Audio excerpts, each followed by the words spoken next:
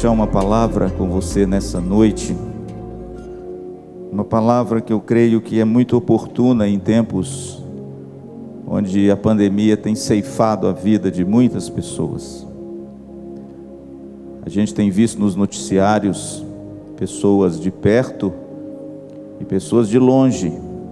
Agora, por exemplo, à tarde, meu pastor, eu olhando lá o Facebook, eu vi a notícia que o pastor da igreja Bola de Neve, de Umuarama, ele foi para os braços do Senhor.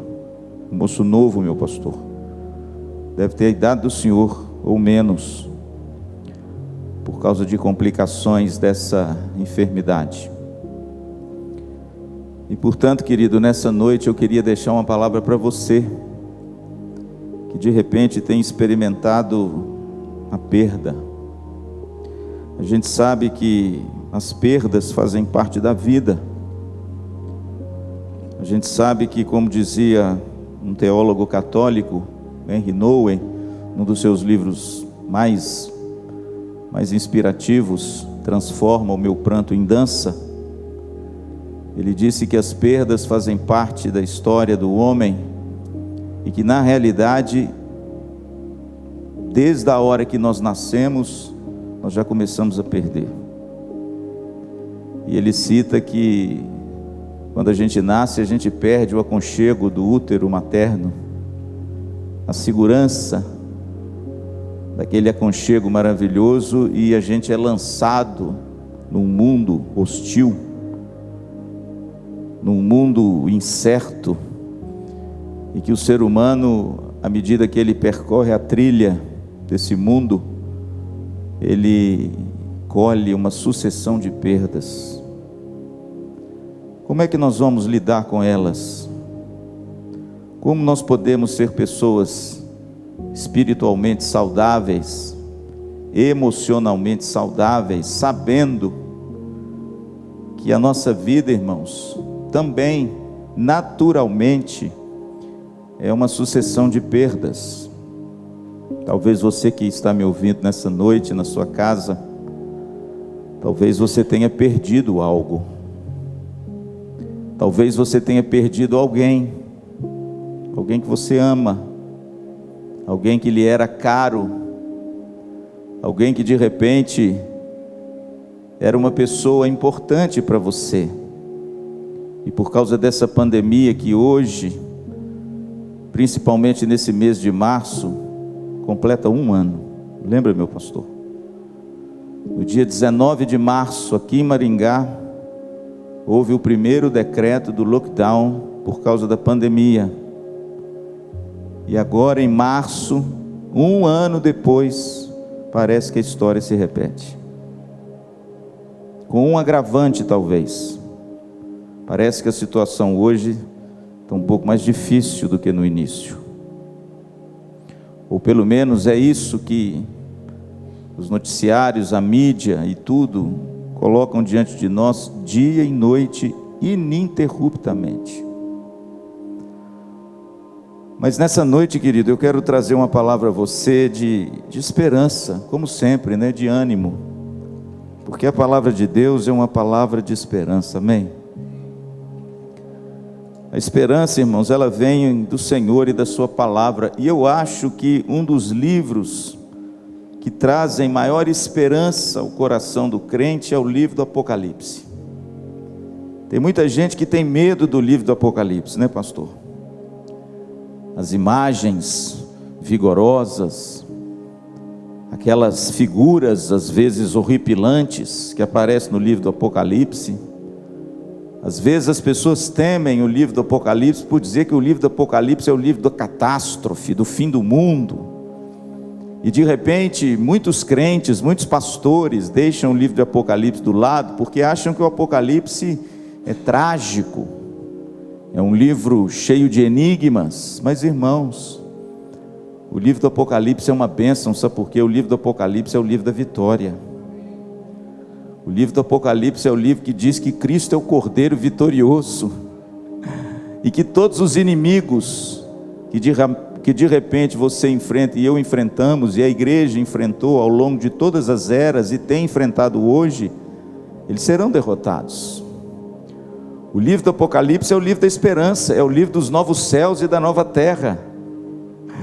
O livro do Apocalipse, irmãos, é o livro que diz que a igreja vai reinar com o Senhor, nesse mundo restaurado e renovado pela gloriosa presença da vinda ou da segunda vinda de Jesus Cristo.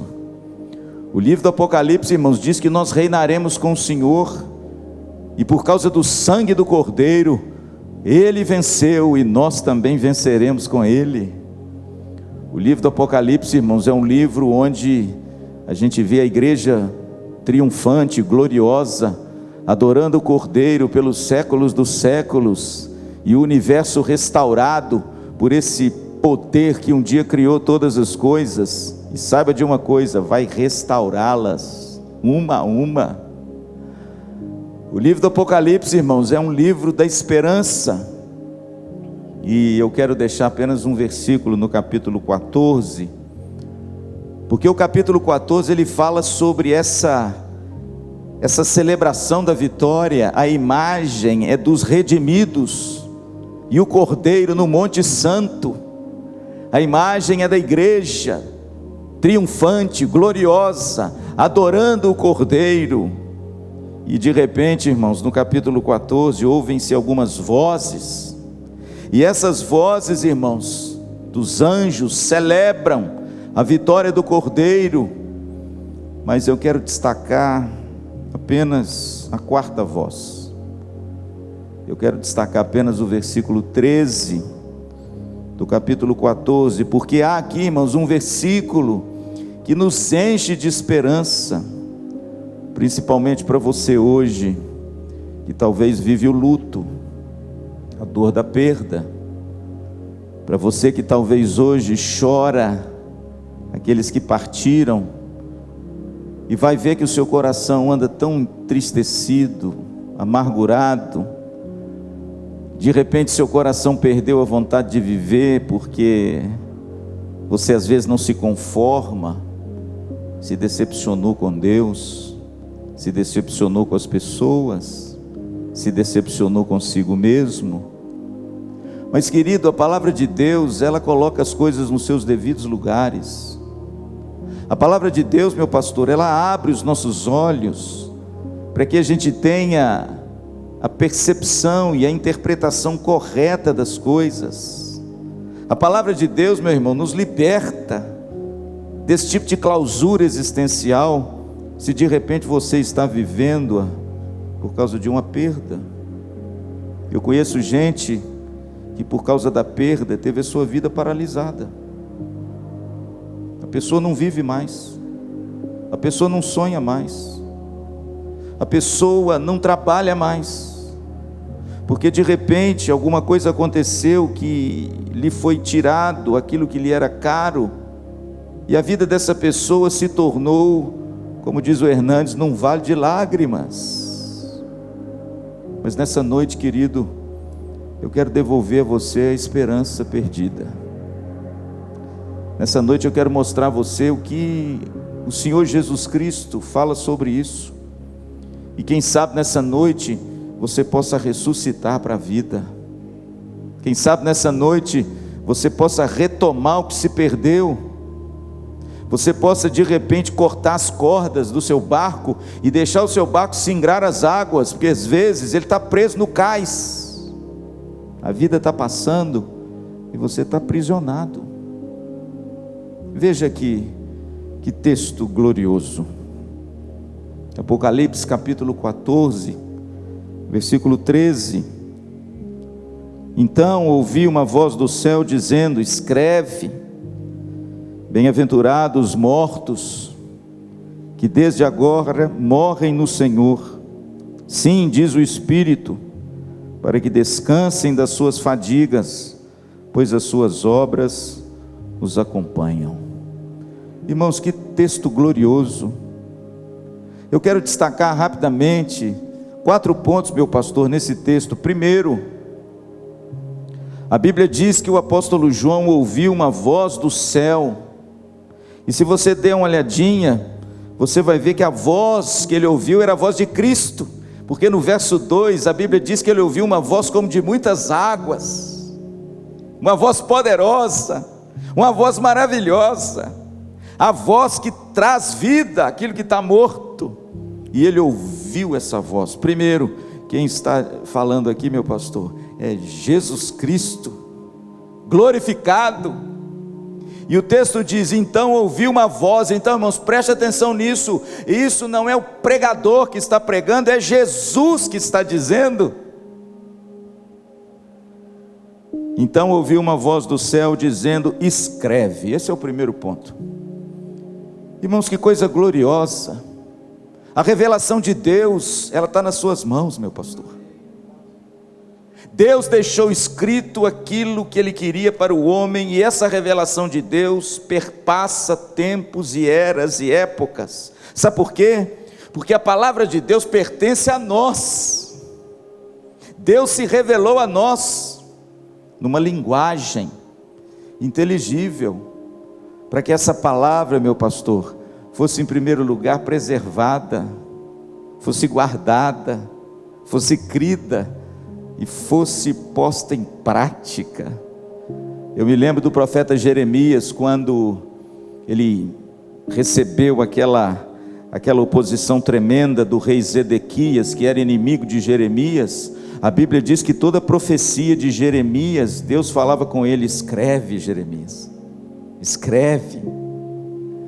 E é bonito, irmãos, porque o rei Zedequias, certa feita, irado contra Jeremias, porque Jeremias dizia que a nação ia sucumbir ao Nabucodonosor, à Babilônia, e o rei não queria ouvir esse tipo de coisa. O rei queria ouvir que estava tudo bem, paz, paz, quando não há paz. A Bíblia diz que ele tomou o rolo, meu profeta, e julgou o rolo no fogo, e queimaram-se as palavras que Deus tinha dado a Jeremias.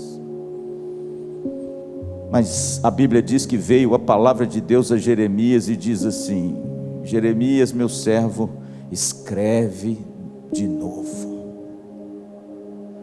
Coisa gloriosa, irmãos. Esse versículo começa dizendo: eu ouvi uma voz do céu dizendo: escreve. Sabe por quê, irmãos? Porque a revelação da palavra de Deus é para mim e para você. É para que você saiba, é que você entenda, para que você compreenda que Deus revelou todas as coisas para minha salvação, para sua salvação e para todo aquele que Ele elegeu desde antes da fundação do mundo. Que coisa gloriosa, irmãos. A palavra de Deus, ela está numa linguagem inteligível. Nós a compreendemos com a razão e nós a abraçamos pela fé, e ela se torna a nossa realidade. Ouvi uma voz que veio do céu dizendo: escreve. Por isso, querido, não desdenhe da sua Bíblia. Não jogue ela num canto da sua casa. Não trate a sua palavra como se fosse palavra de homens. Pelo contrário, a revelação de Deus foi dita do céu para os homens: escreve. Por quê? Porque você e eu sabemos, se há alguma coisa que se preserva, é alguma coisa escrita, não é, meu pastor? Escreve. Por quê, pastor? Para que essa palavra, irmãos, desde antes da fundação do mundo, fosse preservada e chegasse até você, quem sabe, no dia de hoje, para que você pudesse, com essa palavra, receber alívio, receber consolo, receber a salvação em Cristo Jesus. Portanto, meu amado, volte-se para a palavra, ame a palavra, deleite-se na palavra. Eu me lembro que no livro do Apocalipse, também do profeta Ezequiel, em tempos difíceis, em tempos de perseguição, tanto lá como aqui, lá por causa de Nabucodonosor, aqui por causa de Domiciano, os dois estavam no exílio, e de repente, querido, para os dois profetas, Deus diz a mesma coisa: come o livro. Ele diz isso para Ezequiel e diz isso para João aqui: come o livro, porque na sua boca será doce como mel. Mas quando você colocar essa palavra dentro de você, ela também será amarga. Por quê, irmãos? Porque em momentos de dificuldades, irmãos, em momentos de sobressaltos, e principalmente em momentos de perdas, nós precisamos nos alimentar daquilo que pode nos dar esperança. Pastor, por que quando o profeta, Deus disse que lhe seria doce nos lábios, mas amarga no coração? Porque a palavra de Deus, irmãos, ela tem dois gumes. O próprio Senhor Jesus diz que ela é uma espada de dois gumes. Pastor, o que significa isso? Ao mesmo tempo que ela salva aquele que crê, ela condena aquele que não crê. É impossível, querido, você sair incólume a palavra de Deus. É impossível você não se decidir quando você é confrontado com a palavra de Deus. E a sua não decisão por Cristo já é uma decisão. Por isso que essa palavra é doce. Doce para quem? Para quem a acolhe, para quem crê nela, para quem recebe dela o alimento. Mas ela é amarga para quem? Para quem a rejeita, para quem desdenha dela, para quem caçoa dela, para quem debocha dela. E olha, tem muita gente por aí dentro desse grupo. Esse é o primeiro ponto que eu vejo nesse versículo glorioso. A voz de Cristo que veio do céu, ele diz: escreve, e louvado seja Deus, meu pastor, chegou até nós. Amém. Em segundo lugar, irmãos, existe aqui uma declaração que ela contradiz naturalmente o que o homem natural e o que muitos crentes hoje também pensam com respeito à morte. Há hoje, meu pastor, por causa da pandemia, um medo generalizado da morte, inclusive de muitos crentes, morrendo de medo de morrer, com um pavor, irmãos, que de repente toma conotações até de incredulidade. Mas quando a gente olha para a palavra de Deus, irmãos, a relação de Jesus Cristo e de Deus com a morte é tão diferente com a de tantos crentes hoje. E esse texto, irmãos, é um texto avassaladoramente contrastante com aquilo que muita gente tem pensado sobre a morte. Olha o que diz o texto. Olha o que diz Jesus: bem-aventurados os mortos. Você não acha um contrassenso isso? Irmãos, eu sou um homem apaixonado pela palavra de Deus. Sabe por quê? Porque muitas vezes a palavra de Deus é um contrassenso, viu, Vanessa? Muitas vezes a palavra de Deus ela nos choca, mas choca o pensamento humano, racional. Como é que mortos é bem-aventurado? Na ideia humana, na nossa ideia, o morto é uma tristeza, é uma angústia, é algo assim deplorável, é algo que ninguém quer, é algo terrível aos olhos humanos. Mas de repente, irmãos, vem Jesus, num contraste assim avassalador com aquilo que muitos hoje pensam sobre a morte, e ele diz assim: bem-aventurados os mortos. Sabe o que significa a palavra bem-aventurado? Você sabe.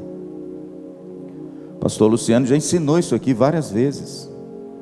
A palavra bem-aventurado é a mesma palavra que aparece lá em Mateus 5, nas bem-aventuranças dos lábios de Jesus. A palavra bem-aventurados, irmãos, significa muito feliz, significa um estado completo e perfeito de contentamento, que independe de qualquer circunstância ou situação externa. É um estado de completude, de perfeição, é uma felicidade plena. É isso que significa o termo makarios, traduzido por bem-aventurado.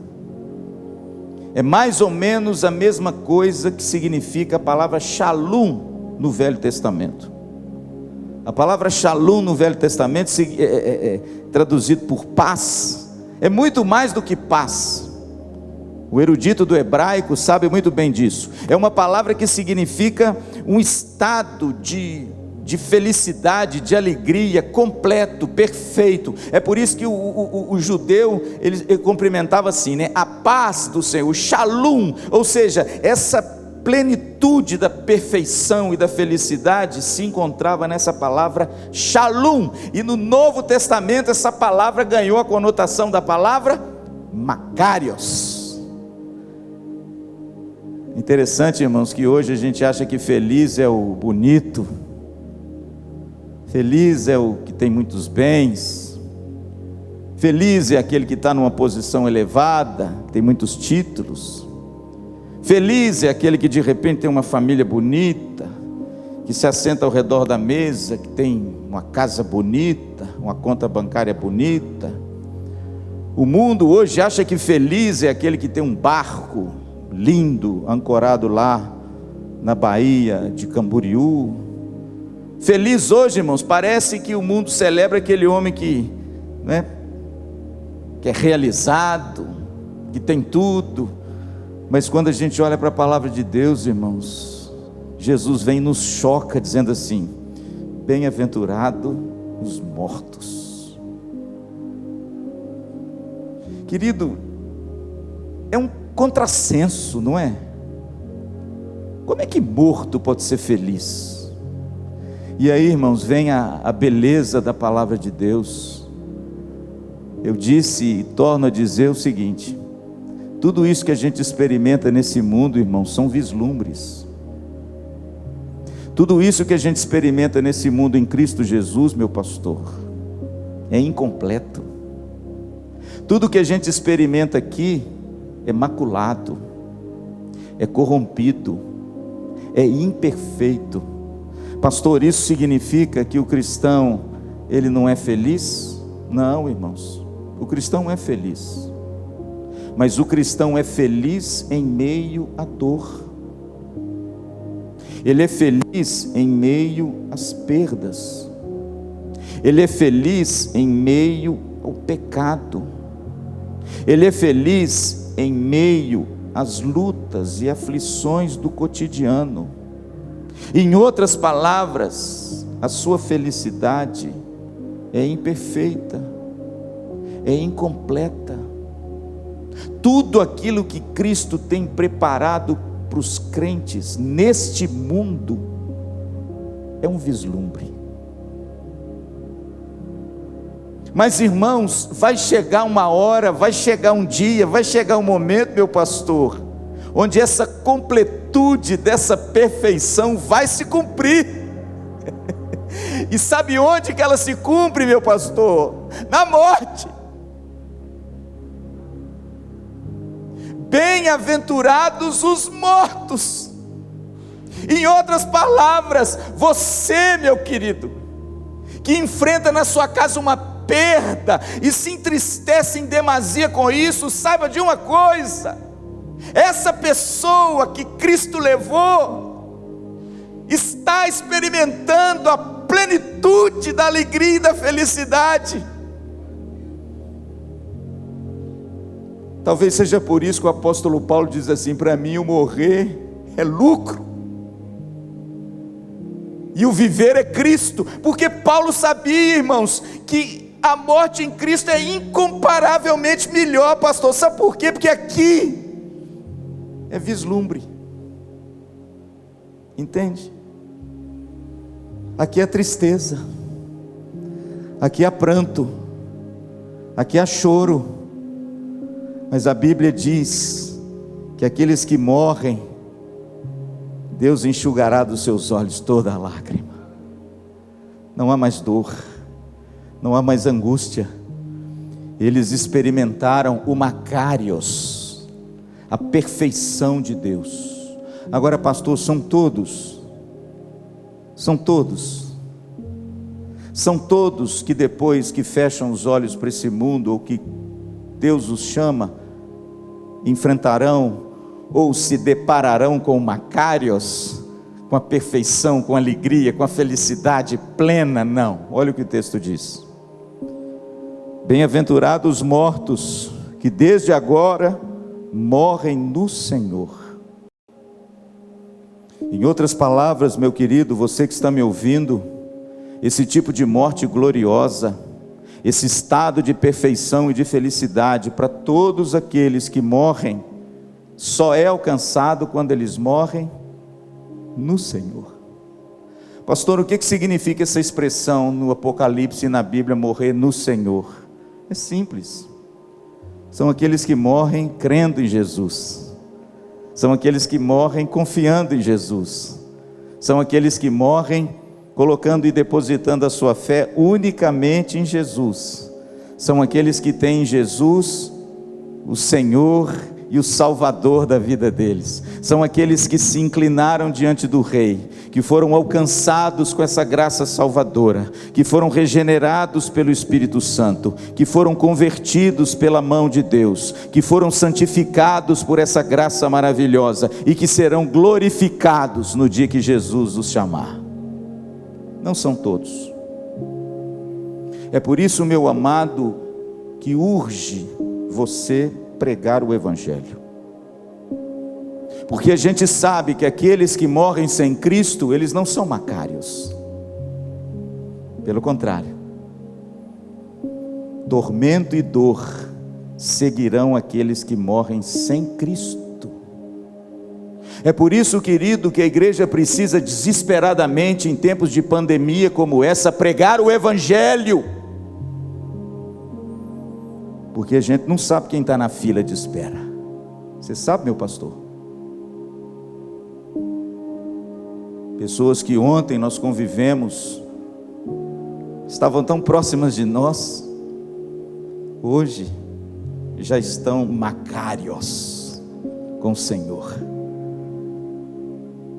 Portanto, querido, você não sabe o seu lugar nessa fila, e nem aqueles que estão e que lhes são caros. Portanto, pregue o Evangelho, fale do amor de Deus, proclame essa palavra, transmita essa palavra, 2 Timóteo capítulo 2, versículo 2, transmite aquilo que você recebeu e tem recebido do púlpito dessa igreja e nas leituras da sua palavra. Não se cale, pregue a palavra de Deus. Sabe por quê, irmãos? Os mortos no Senhor são macários, mas os que não são no Senhor não são. Eles experimentarão o tormento eterno, queira você, queira não, porque é isso que diz as Escrituras Sagradas. Portanto, meu amado, pesa sobre os meus ombros e os seus ombros, se você realmente for um cristão genuíno, a missão sublime de falar desse Evangelho, de pregar esse Evangelho, a salvação de Jesus. Sabe por quê? Porque no dia que nós fecharmos os olhos para esse mundo e Cristo nos chamar, aí sim nós tomaremos posse do Macários de Deus, da alegria e da felicidade perfeita que nos tem reservado antes da fundação do mundo. Nós tomaremos posse dessa promessa gloriosa que se cumprirá na vida de todos aqueles que amam o Senhor e que Cristo os chama para a sua doce e gloriosa presença. Amém? Por isso, meu amado, não tema a morte. Se você for um cristão, não tema a morte, mas se você for, tema. Aí você tem que temer. Aí você tem que pensar bem e refletir sobre a sua vida. Aí você precisa deixar-se tocar pelo Espírito Santo de Deus. Aí você precisa reconhecer que Jesus Cristo é o único Senhor e Salvador da sua vida. Aí você precisa reconhecer e se entregar a esse Deus, porque o tempo da sua partida e da minha, você não sabe, nem eu. Mas uma coisa eu sei: no dia que Cristo me chamar, eu participarei da verdadeira felicidade, da verdadeira paz, do gozo maravilhoso de ver as promessas de Deus se concretizarem na minha vida e eu experimentar ao mesmo tempo o Shalom e o Macários de Deus, e aí nós viveremos para sempre com o Senhor. Amém, irmãos? O encontro de Jesus com Marta foi maravilhoso, né? Quando Jesus chega na aldeia de Betânia, 4 dias, Lázaro já está enterrado. Marta sai em desabalada carreira e vai ter com Jesus antes de Jesus entrar na aldeia, e ela interpela Jesus brava, arguindo o Senhor: se o Senhor estivesse aqui, o meu irmão não teria morrido. Mas Jesus, irmãos, lá no capítulo 11 de João, a partir do verso 2, existe uma palavra maravilhosa, quando eles chegam dizendo para Jesus que Lázaro estava enfermo. Ele diz assim: a enfermidade de Lázaro é para que o Filho de Deus seja glorificado. Sabe o que significa isso, irmãos? Todos aqueles que morrem no Senhor glorificam a Jesus. Todos aqueles que morrem no Senhor, a glória é dada ao Senhor. Por quê? Porque assim como Jesus ressuscitou, nós ressuscitaremos com Ele. Foi isso que Jesus disse para Marta: Marta, Marta, eu sou a ressurreição e a vida. Todo aquele que crê em mim, mesmo que morra, viverá eternamente. Sabe o que significa isso, irmãos? Macários.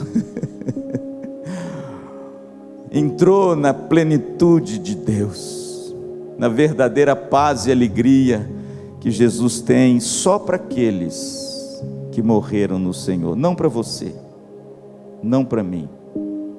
E a realidade, irmãos, disso é o terceiro ponto que eu quero ver com você nesse texto tão bonito, porque ele fala sobre isso. Ele fala agora sobre as fadigas humanas. Veja bem: sim, diz o Espírito, para que descansem das suas fadigas. Está vendo, irmãos? A vida humana não é um parque de diversão. Não espere, querido, o céu na terra. Tem muita gente decepcionada com Deus porque acha que ser crente significa que tudo agora, meu pastor, vai bem. A teologia da prosperidade prestou um desserviço tremendo à pura e bela teologia bíblica.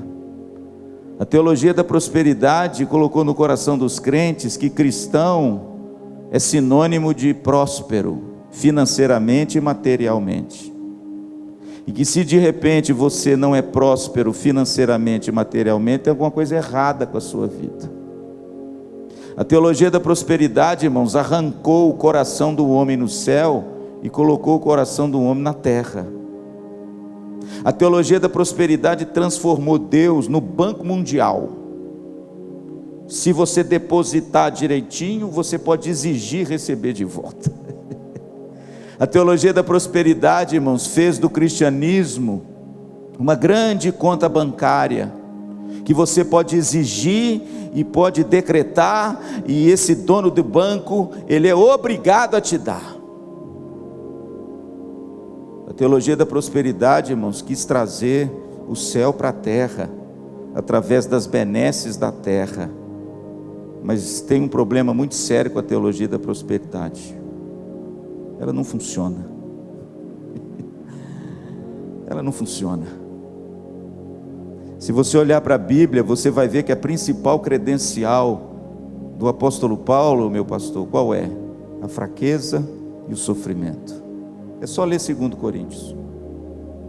Leia 2 Coríntios, que você vai ver que a principal credencial do apóstolo Paulo, para que ele pudesse confrontar os falsos apóstolos na igreja de Corinto, era o sofrimento. Não é à toa que no capítulo 12 ele dá o exemplo de quê, meu pastor? Do espinho na carne. Por uma razão muito simples, irmãos. Enquanto nós peregrinamos nesse mundo, nós precisamos nos fadigar. Amém, meu pastor? Dores, perdas, fadigas. O interessante é que o texto diz assim: sim, diz o Espírito, para que descansem das suas fadigas. Sabe o que o texto está dizendo, irmãos? Que enquanto nós estamos aqui na igreja militante, não é, meu pastor, lutando as lutas do Senhor, nós sofreremos, nós seremos incompreendidos, nós sofreremos perseguições, o espinho vai nos machucar, nós vamos orar e Deus não vai tirar. Nós vamos clamar E Deus não vai responder do jeito que a gente quer. A gente vai de repente se curvar diante do peso e da dor. Mas isso é aqui. Mas pode ficar tranquilo, viu, querido? Você que está me ouvindo em casa, fique tranquilo, sabe por quê? Porque a palavra de Deus diz que Deus nunca vai colocar sobre os seus ombros algo que você não possa carregar. Pelo contrário, juntamente com a adversidade e com a dor, vem o livramento em forma de graça, para que você possa suportá-la. Esse Deus é maravilhoso, não é? Deus nunca prometeu retirar de você o espinho, mas prometeu que enquanto você tiver esse espinho, Ele vai te ajudar a caminhar, amém? Ele estará com você. Portanto, querido, o texto diz, para que esses, os mortos no Senhor, descansem das suas obras, das suas fadigas, desculpe. Sabe por quê, irmãos? Porque aqueles que Cristo chama para estar com Ele, agora sim, meu pastor, eles estão livres de todas as preocupações humanas, de todas as canseiras, de todo o enfado, de tudo aquilo que essa vida, irmãos, e essa criação caída, e a gente sabe disso, geme até agora, diz o apóstolo Paulo em Romanos, tudo isso, irmãos, foi retirado dos ombros. Agora é leveza, agora não é mais fardo. O interessante é que quando Jesus olha para Mateus sentado na coletoria, eu estou terminando, aquele homem cansado, sobrecarregado, hostilizado pelo seu povo, porque era um judeu, cobrador de imposto do judeu, ele diz assim, ele olha para dentro da coletoria, e só Mateus registra isso, ele diz, vinde a mim, vós que estáis cansados e sobrecarregados, e eu vos aliviarei. Até isso, irmãos, o que nós experimentamos aqui é um vislumbre, não é, meu pastor? Quantas vezes você já se sentiu estressado? Ou nunca? Quantas vezes você já se sentiu fadigado? Quantas vezes, querido, você já tomou sobre si um peso que você achava que nunca conseguiria carregar? Pastor, mas Jesus não prometeu tomar sobre nós o jugo, porque o jugo dele é leve? É, irmãos, é verdade. Mas enquanto nós estivermos aqui, guardem isso, o que nós experimentamos são fagulhas. É aquilo que a teologia reformada com respeito à escatologia ensina, e nós vamos ensinar aos nossos alunos, é o já, mas ainda não. Nós já experimentamos sim, o retirar do fardo pesado que eu não consigo retirar. Nós já experimentamos sim o alívio que Jesus pode nos dar, porque pela guarda da lei ninguém pode ser salvo, e Ele guardou a lei no seu lugar. Jesus já retirou sim aquilo que eu nunca conseguiria retirar sozinho, que eram os meus pecados, pela minha justiça própria. Sim, é verdade, Ele já retirou de nós muitos fardos pesados, que seria impossível para nós retirá-lo, mas Ele retirou de nós. Mas guardem bem, não todos.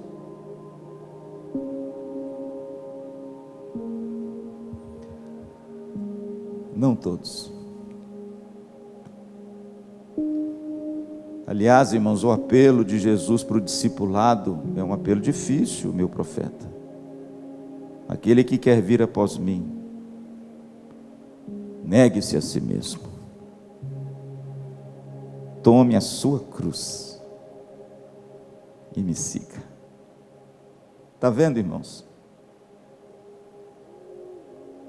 Existe algo nesse mundo ainda para mim e para você, que vai completar o sofrimento de Cristo na sua vida. Glorifique a Ele com Ele, viu? Não fuja dele, e quem sabe isso aí é o que resta do sofrimento de Cristo na sua gloriosa igreja. Agora guarde isso, querido, isso é para nós que estamos vivos, para aqueles, pastor, que Cristo já chamou. Oh, Jesus maravilhoso, não tem mais fadiga, meu profeta, não tem mais peso, não tem mais estresse, não tem mais canseira, não tem mais enfado, entende? Ele descansou das suas fadigas. Como eu gosto dessa palavra descanso. Essa palavra descanso, irmãos, não é um dia da semana, viu? Como muitos acham que é, o sabá. Essa palavra descanso no Novo Testamento tem um nome. Essa palavra se chama Cristo. Cristo é o nosso descanso. E a Bíblia diz que eles descansam das suas fadigas. Irmãos, isso é glorioso demais. Enquanto nós estamos aqui lutando, suando, labutando, com medo, com receio, achando que não vai dar, achando que vai dar, a Bíblia diz que os mortos em Cristo já estão livres. E finalmente, irmãos, o versículo termina com algo muito lindo. Aliás, esse versículo é muito lindo. Ele diz assim: sim, diz o Espírito, para que descansem das suas fadigas. E aí, em quarto lugar, o quarto ponto, o texto termina: pois as suas obras os acompanham. Que coisa gloriosa! As suas obras os acompanham. Pastor, o que significa isso? Isso tem duas interpretações. Primeiro, as suas obras os acompanham quando eles chegarem diante de Cristo. Por quê? Porque a Bíblia diz que cada um de nós receberá de Deus o seu galardão. As suas obras o acompanham quando ele de repente estiver diante de Jesus e ele disser: servo bom e fiel, entra no gozo do seu Senhor. E a Bíblia diz que ele então retribuirá a cada um segundo as suas obras. Essa é a primeira interpretação. As suas obras, pastor, o seguirão no céu. Para quê? Para ele receber a recompensa, o galardão. E olha, se você der um copo d'água a qualquer um dos pequeninos, você receberá o seu galardão. Pastor, o que é o galardão? É a recompensa. É aquilo que Cristo tem preparado para você e que vai deixar você numa felicidade máxima, extremamente feliz, nem mais nem menos. Não vai faltar nada e também não vai sobrar nada. Sabe por quê? Porque Ele é o justo juiz e Ele vai te dar segundo as suas obras. Deixa eu te fazer uma pergunta nessa noite: para quem você tem entesourado? Para você mesmo ou para Cristo?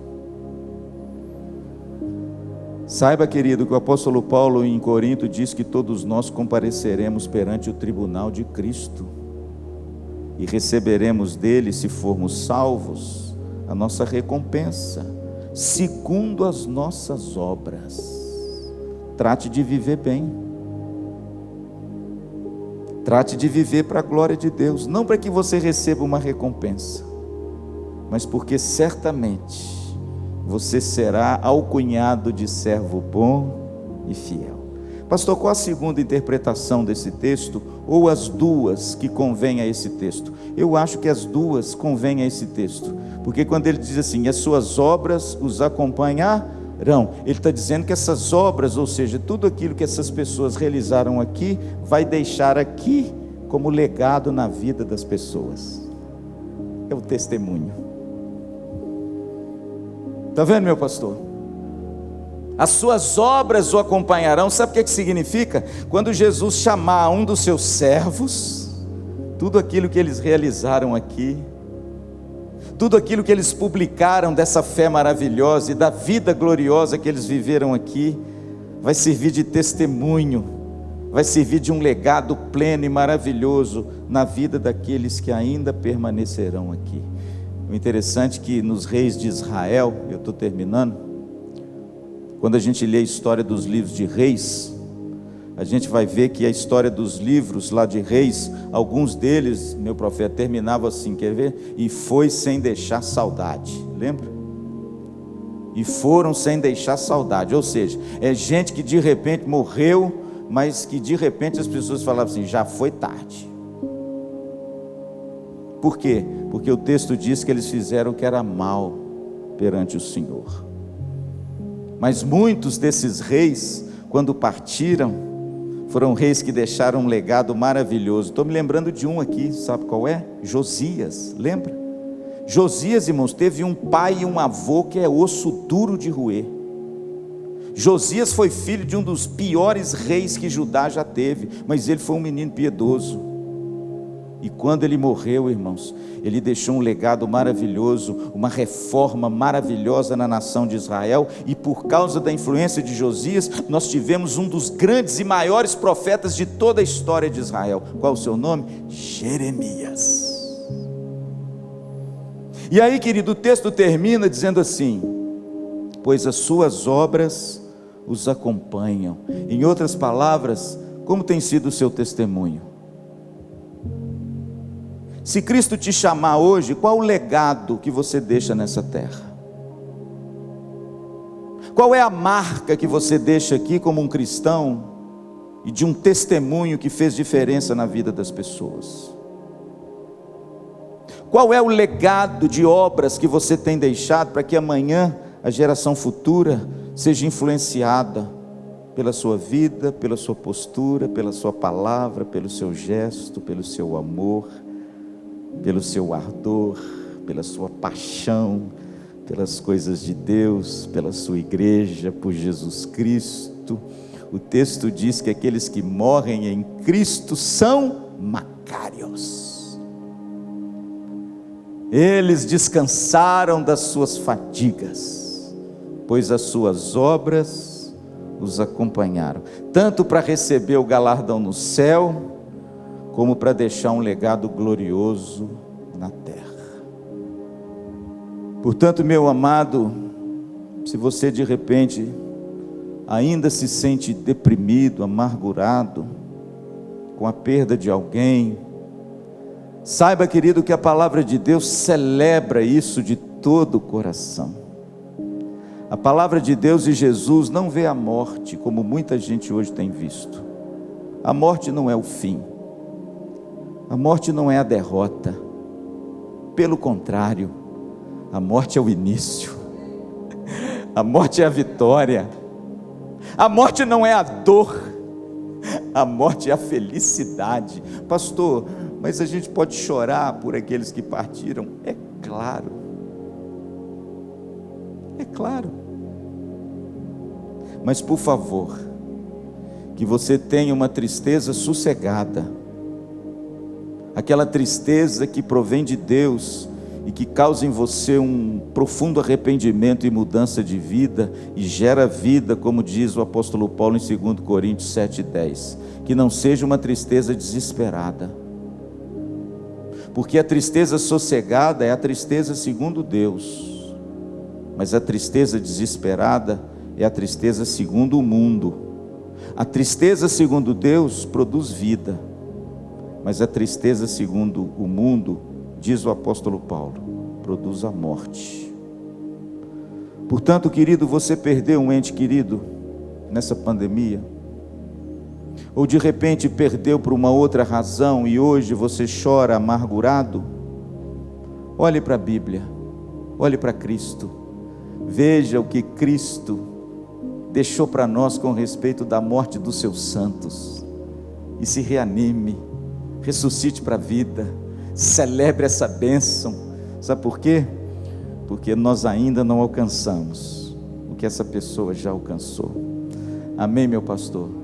Fique triste mesmo, mas tristeza segundo Deus, tristeza sossegada, tristeza acalentada por aquela alegria escondida que habita no coração de cada um que ama e serve Jesus. Amém? Eu quero terminar com um texto que eu lembrei aqui agora. Lá em 2 Coríntios capítulo 6, o apóstolo Paulo mostra as credenciais de um apostolado numa forma muito bonita de contrastes entre o que o mundo às vezes vê e o que Deus vê. E um desses contrastes, lá em 2 Coríntios 6, ele fala o seguinte: entristecidos, mas sempre alegres. Só Jesus, querido, pode dar isso para nós. entristecidos, mas sempre alegres.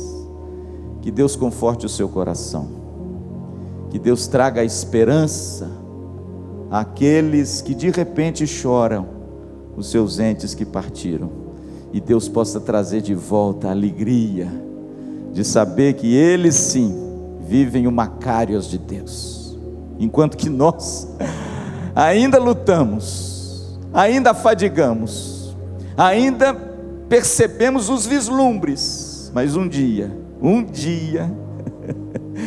essa bem-aventurança nos alcançará. Oh, irmãos, Maranata, vem Senhor Jesus, amém.